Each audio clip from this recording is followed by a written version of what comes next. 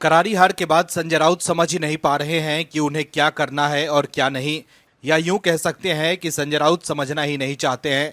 दर्शकों, देश का विपक्ष वोट बैंक की लालच में हर वक्त तुष्टीकरण की राजनीति करता है।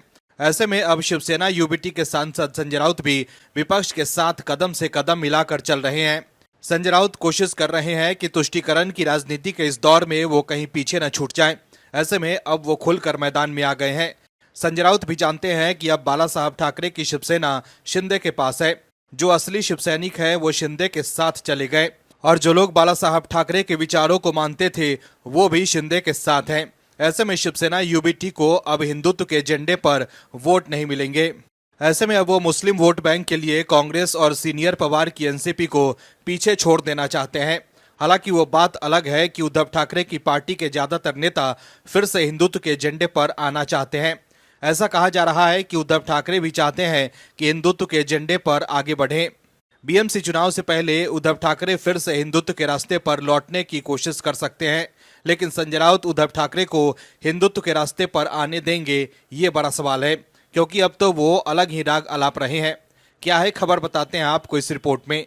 दरअसल महाराष्ट्र में एक बार फिर बीजेपी की सरकार बनने जा रही है। ऐसे में संजय राउत तिलमिलाए हुए हैं कि वो कैसे सत्ता की मलाई खाने से चूक गए। वहीं अब संजय राउत हिंदुत्व के मुद्दे से भी चिढ़ने लगे हैं, क्योंकि हिंदुत्व के रास्ते से अलग होने की वजह से ही उनकी पार्टी की करारी हार हुई है। ऐसे में बीजेपी को हिंदुत्व का मुद्दा उठाते देख संजय राउत तिलमिला जा रहे हैं।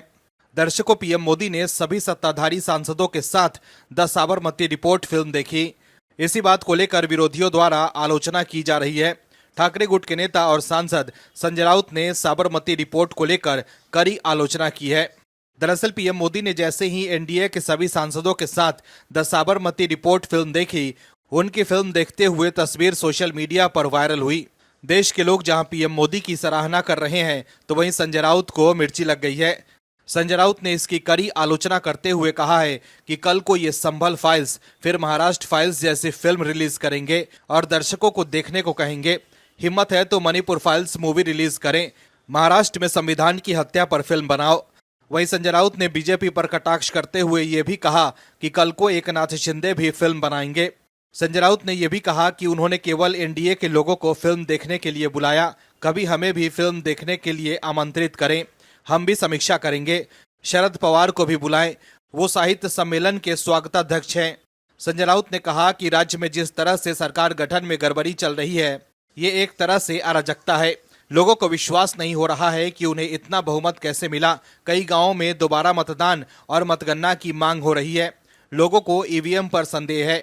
संजय राउत ने आगे कहा कि 10 दिन बाद भी ये बहुमत वाली सरकार राज्यपाल के पास नहीं जाती है, लेकिन ऐसा होते हुए भी बीजेपी के प्रदेश अध्यक्ष शपथ ग्रहण समारोह की तारीख बता देते हैं। अगर हम सत्ता में होते तो अब तक राज्य में राष्ट्रपति शासन लग गया होता। संजय राउत ने कहा कि बीजेपी विपक्षी पार्टी को खत्म करने की कोशिश कर रही है। इस देश में विपक्ष को खत्म करने की साजिश चल रही है। तो देखा आपने कैसे पीएम मोदी द्वारा सभी सत्ताधारी सांसदों के साथ द साबरमती रिपोर्ट फिल्म देखने से संजय राउत कैसे भड़क गए हैं। Bureau report, OMH news. और भी वीडियोस देखने के लिए चैनल को सब्सक्राइब करें और बेल आइकन को दबाएं।